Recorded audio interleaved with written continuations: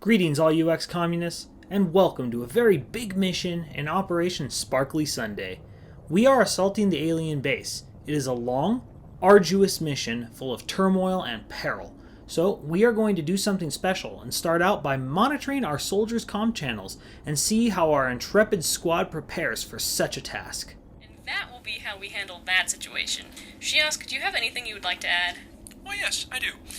This mission is going to be tough, so I think it's going to be very important that we do a morale-boosting, dramatic, but stealthy entrance to start. Oh, not this again. I'm more concerned with the fact that we're taking Emi-san on the mission with us. By Splice's glasses, we're gonna have to hear about this again. Sucre, we go through this every mission. She doesn't have a secret plot to kill everyone who has a designation lower than hers. Yeah, that would be the single strangest reason to kill someone. Well, she outright murdered Maddie. She shot out Beat Ober's cover, and I think she somehow orchestrated Sermeta's death. Somehow. Good luck trying to prove it. See? Does no one else hear this? She's put evil in her name. How much more clear can her intentions get? Sucre, we don't have time for your paranoia today. We're assaulting the alien's base. We need to make sure our head is in the game. Hey, what better way to get your head in the game than with a dramatic and stealthy entrance? Ugh, if we do it, will you be quiet on the flight back?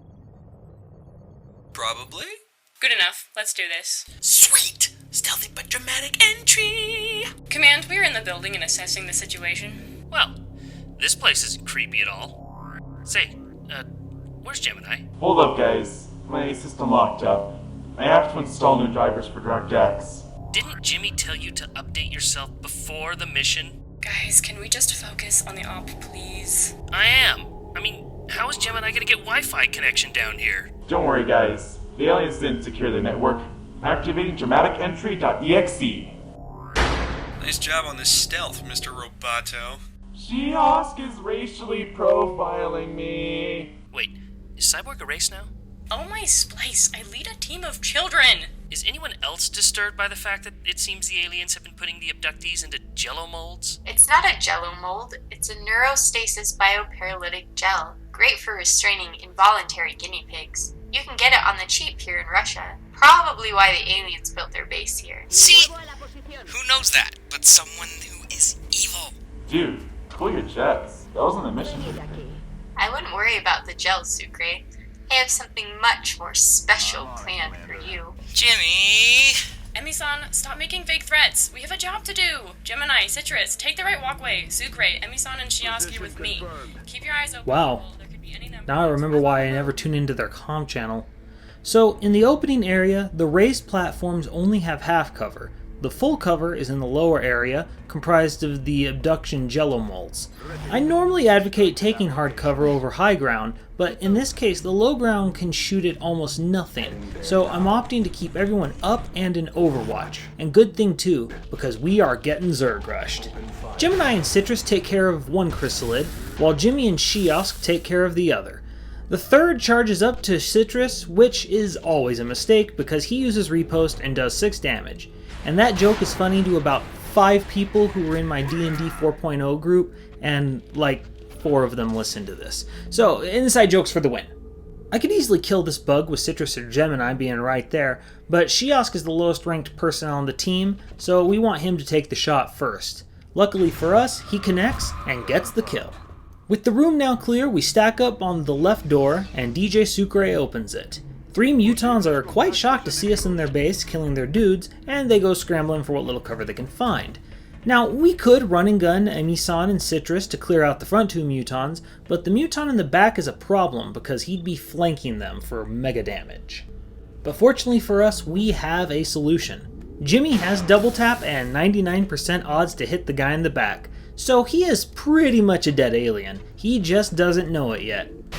Oh, okay, now he got the memo. With that done, we run and gun Citrus and oh poop. We have 2 drones crawling on our flank now. But as much as we worry about things on our flank critting all over us, drones pretty much are the weakest shots in the game, making the mutons right in front of us still the bigger threat. I tell Citrus to shoot twice and finish this guy off, but Citrus don't need to fire twice. Ha! Doing it right the first time. I tell Emi-san to do the same thing with her target, but she can't quite get it done with the first shot. But that's why second time's a charm. With the big threats taken care of, we just move Gemini and Citrus up to put them into Overwatch. Shiosk moves just far enough to see a target. His shot is true, but his damage is as false as George Washington's teeth, which were horse teeth. Which means his shot was a horse... okay, look, this metaphor got away from me really fast, people. On the drone's turn, one of them nicks up Citrus for 2 damage. The other one dodges Gemini's shot, but in doing so, runs straight into DJ Sucre's crosshairs. On our turn, Shiosk again stops just short of actually doing his job. But if you need something done right, you turn it over to a villain. Emi-san pulls out her pistol and shoots the drone with magic bullets that simply make the drone forget how to fly. Bye-bye. We once more bunch up on the left door and proceed to the next room. As we move forward, we need to be very careful with how we reveal ourselves, so this is where I use Jimmy's first battle scanner, and we see some squids at the far end of our vision. I try to move Jimmy up to get a quad sight shot on them, but by the time I get her in place, the scanner runs out of juice. So we have to aggro them the old-fashioned way.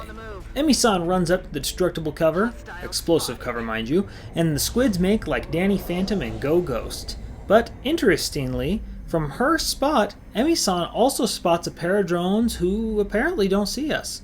We simply go into Overwatch and wait to see what the squids decide to do.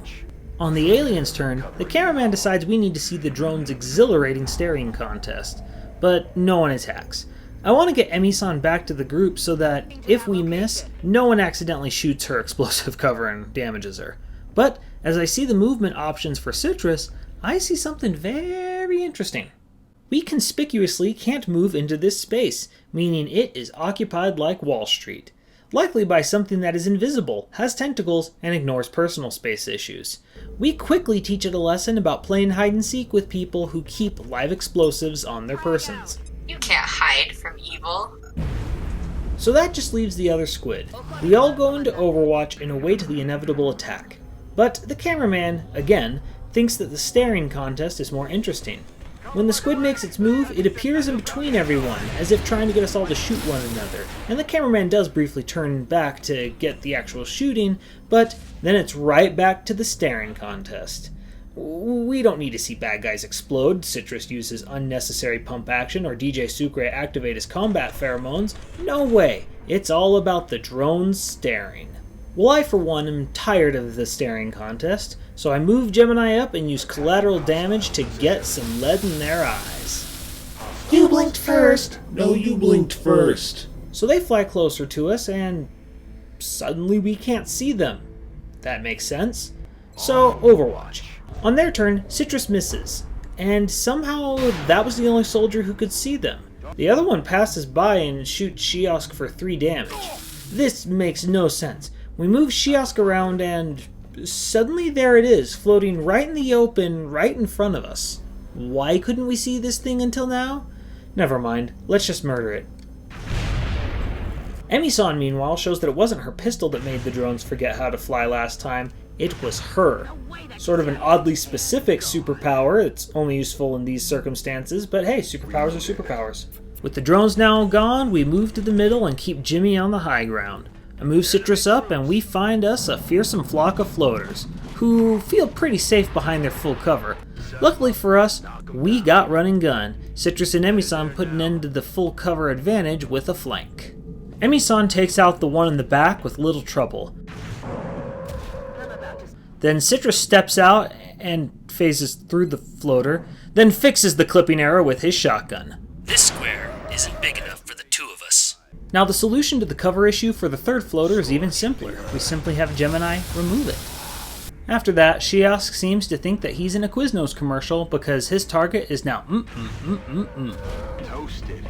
We proceed carefully up the ramp and find nothing. So we stack up on the door and open it to find a small empty room. So we stack up on that door and find the final room. The problem with the final room is that if we move towards the half cover in the middle, we likely will aggro something and have only half cover to protect us. So I'm going to move along this wall and hopefully not aggro crap. What you are looking at here, dear ex-communists, is called a mechtoid, a sectoid in mechanical suit of armor. They, much like Mr. Grinch, are a mean one. They have dual plasma cannons that allow them to, if they hold still, either shoot twice or move in Overwatch. They also go straight into Overwatch whenever you aggro them.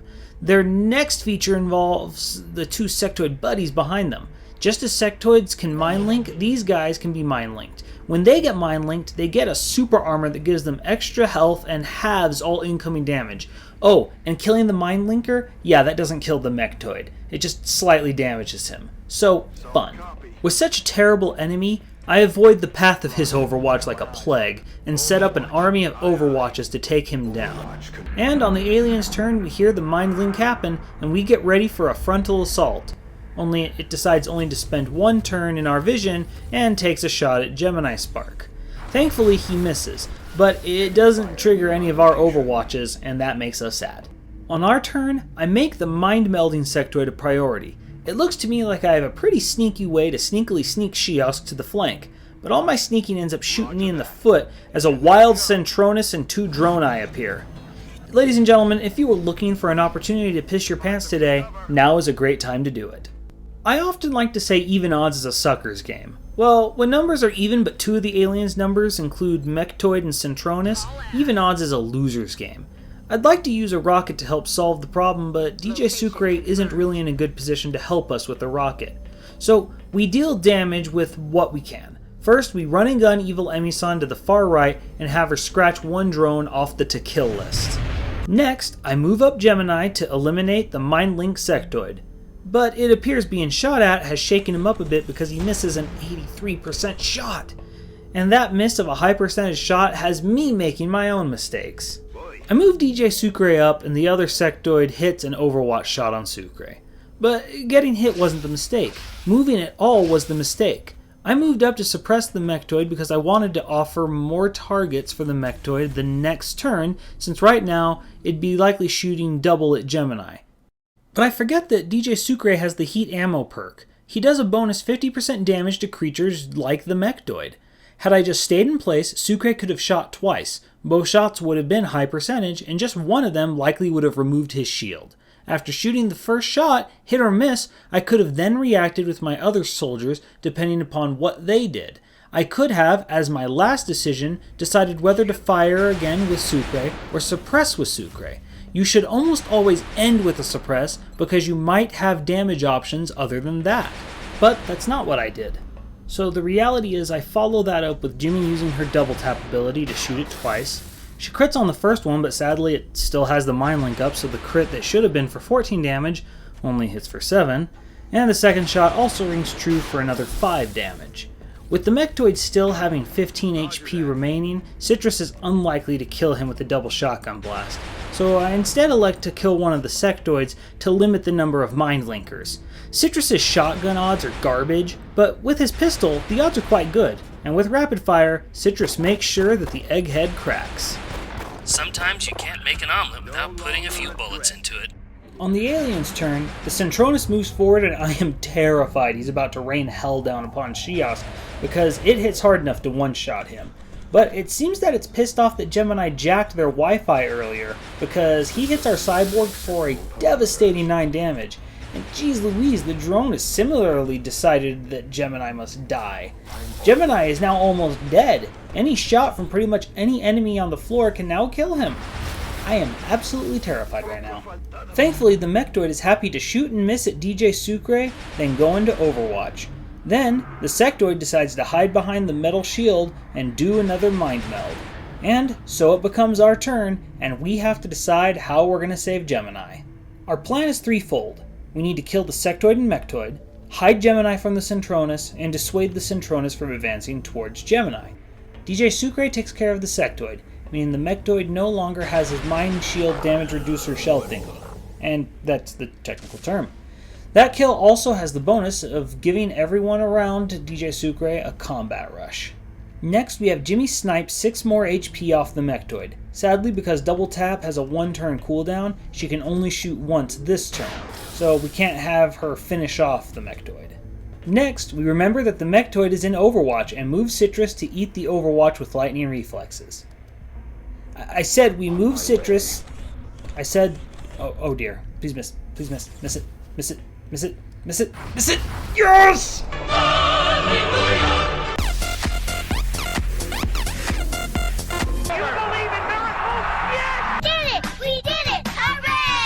My friends, sometimes it's just better to be lucky than it is good. And with that all now done, Gemini channels his inner Dalek and finishes off the job. Exterminate! Exterminate! With the BattleBots competition done, and Gemini safely tucked away behind a wall, we now just need to make sure that the portal turret on steroids stay put. And that's why we gave Shiosk suppression. With the disc now suppressed, we tell Evil Emi-san to shoot the danged thing twice so we can start to damage it. On the alien's turn, the disc does as we hoped and stays put. The drone on the other hand decides to retreat to the shadows and heals its boss a bit. On that note, we have Evil Emi-san rough it up for a bit more damage. Then, it's time to run and gun Citrus up and have him bring the Centronus down to Earth. You're grounded. With the big threats gone, all we have to do now is kill a drone. Easily enough done by moving Citrus up on the next turn to spot the drone. With the drone spotted, we throw Jimmy out of her Pokeball and have her use Sniper Beam. Jimmy! Look at that, the shot went down its eye thing. That takes skill. With the danger past, Shiosk administers enough morphine to Gemini that we're pretty sure he's gonna fail our next drug test. I suddenly feel optimistic about everything. Yeah, and the best thing is that it's all medicinal. Now we just gotta get, I hope, one more target. That target will be at the end of the room, so I move the team to the high ground and get Jimmy to throw her battle scanner to see where our final target is. That little pink dude there is called a Sectoid Commander, and judging by the way he's staggering, he got absolutely wasted before we arrived and is desperately trying to shake off his hangover. But don't let his inebriated shuffling fool you. He is very dangerous. He has psionic powers that can allow him to mind control and panic our soldiers, and I have no idea if being drunk makes that more or less hazardous to our soldiers' brains. And if his psionics weren't enough, he also has a high damage plasma weapon. Put all these things together and you have one serious threat. So, in XCOM tradition, we will of course try to capture it. How you reveal yourself is of supreme importance. A mind-controlled soldier has to wait a turn before Pinkie Pie here can use them. For that reason, you don't want to give them a chance to mind control someone who is an Overwatch, since that means you basically gave the enemy an Overwatcher. Assaults can be especially troublesome to get mind controlled since they have close quarters combat, and that cuts against us once they are mind controlled. For that reason, I reveal myself with Jimmy, who pulls out her pistol and crits for 5 damage. Next, I get our man with the taser, Shiosk, moved up and ready in position to pour 1.21 gigawatts of awesome into this guy's temples. Next, I move our shotgun user, Citrus, down to the location that will be unlikely for the Sectoid Commander to see him and then mind control him. Now, we don't want to kill the guy just yet, but Gemini and Sucre have guns that, if they crit, can. So I use Gemini's collateral damage and Sucre's suppression to rough him up slightly more, but mostly just keep him in check and unable to use them properly if he decides to mind control either of these guys. I then move Evil Emi-san down where she can be of use to us, but I'm sure to move her twice so that she has no actions available for the bad guys. The idea is to put the 2 assaults there next to one another, because if either one does get mind controlled, the other one has lightning reflexes to combat their close combat reaction shots. So on its turn, the Uber Sectoid decides it doesn't like being out in the open with 3 guns pointed right at it, so it predictably moves. Now Sucre might kill it with his reaction shot, but killing it before it can harm us isn't the worst thing in the book. He misses, and, much to DJ Sucre's horror, or maybe delight, Evil Emi-san gets mind controlled. Her mind is weak because she secretly wishes to kill us all. We should probably kill her now. Focus on the alien, Sucre. I have Citrus play ring around the tall strange box object to get Emmy to shoot and miss him.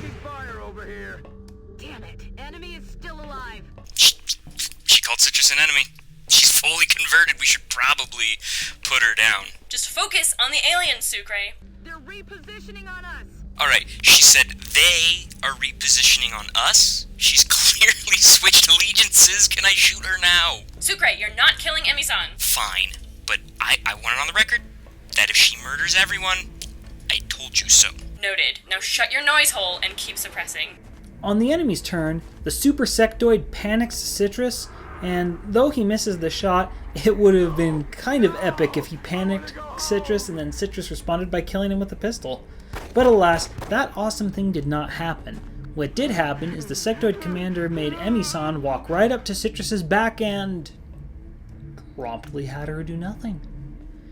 Man, talk about bad tactics. Emi-san was better at killing teammates when she was left to her own devices.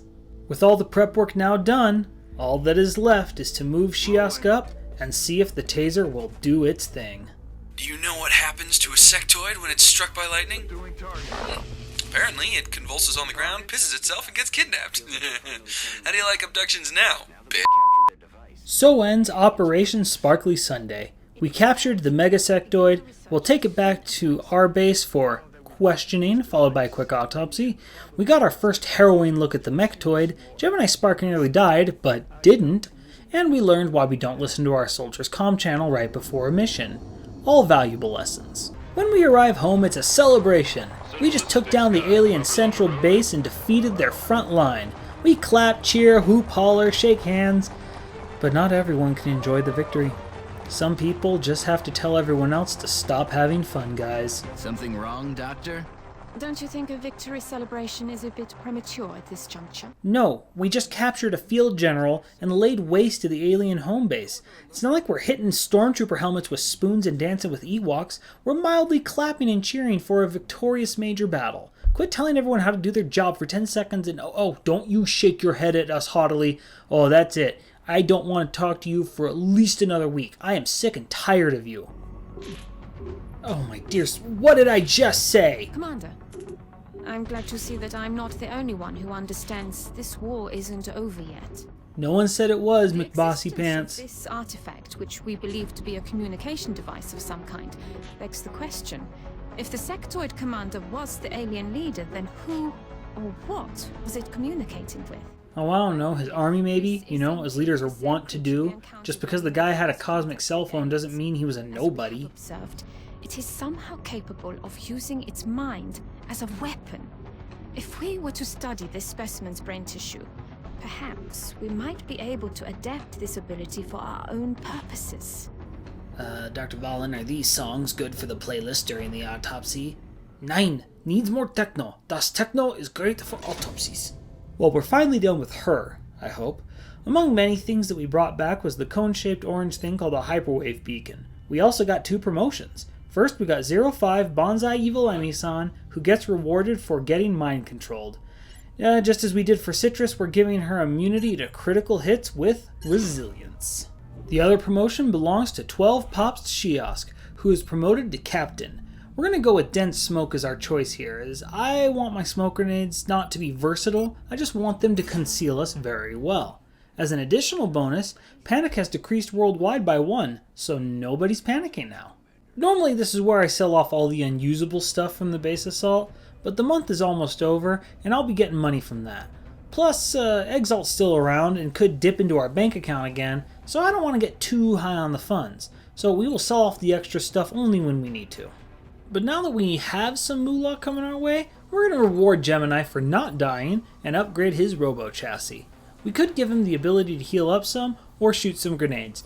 The way I tend to use mechs is for clearing out obstacles and large bursts of damage, so grenades do both, and that's the direction I'm going to go. Next, we have a lot of meld, and I want to spend it. So I sell off the Alien Entertainment Center and the Alien's green food tanks that... Wait, back that up. Rewind. Unfortunately, this mixture also contains several key markers indicating the presence of human DNA. Silent breed is people! I'm not even worried that the aliens are apparently eating humans. Goes right on with their mustache-twirling ways. I'm more worried about that we're selling this to someone. Who's buying this stuff? Hannibal Lecter? We need to talk about our customer list and why we haven't arrested them yet. But anyway, I want to give Jimmy the best gene mod in the game, Mimetic Skin. Mimetic Skin lets a soldier go invisible as long as they can't be seen and move to full cover. But fully upgraded snipers have the perk Low Profile, which lets them treat half cover as full cover, meaning as long as you can't see the sniper, at the end of the turn, if they get up in any cover, they're as invisible as Adam Smith's hand. Or so I'm told his hand was invisible. I don't know. I really didn't pay too much attention in economics. With Jimmy and the Gene Tank, we scan and our 2 satellites complete. We launch them in Canada and Mexico to complete our coverage of North America. And we get the air and space bonus, which means that all aircraft, aircraft weapons, and aircraft maintenance is reduced in cost by 50%. By Grabthar's hammer. What a savings. With all our satellites launched, we scan away, and Lex Luthor gives us a ring to let us know how great we are. They give us an A grade, award us 3 more scientists, 7 more engineers, and, after maintenance costs, 916 double S bucks. With that much scratch just sitting in our wallets, you know we are a juicy Exalt target right now. So we need to get rid of and hide some of our money. First thing we do is start clearing out more space underneath the base.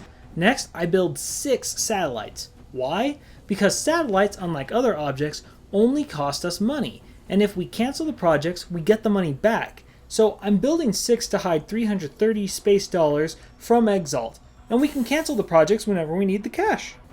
Next, we start a Foundry project spree, starting research on improved medkit to increase how much they heal, improved pistol 1, which increases our crit chance with pistols, and improved pistol 2, which increases our aim with a pistol, and alien grenades, which lets us have the aliens' improved grenades as default instead of our wussy grenades. Then I start building a workshop because I have money to burn and we want more engineers. With that, we scan, and Jimmy gets out of the gene bath, glowing with a healthy radioactive sheen. We hope the effect wears off when the battle rolls around and she'll actually just blend in with the background. We scan some more and scope upgrade research completes, so our scope users now have increased crit chance along with increased hit chance. We scan again and plasma cannon research completes, so we can arm our fighters with a mean green death spewing streams of doom. With that research done, we move to take advantage of the We Have Ways perk and take apart the mechtoid that Gemini dragged back. The autopsy provides us with 2 more Foundry projects. We can start to improve the mobility and survivability of our mechs with both of those. With that, it's time to get our psychic friend that we got in the cooler to talk. Now, he's got a powerful mind, so no mere regular interrogation method will work. Luckily for us, we just received a rush shipment of supplies from Japan, and that gives us exactly what we need.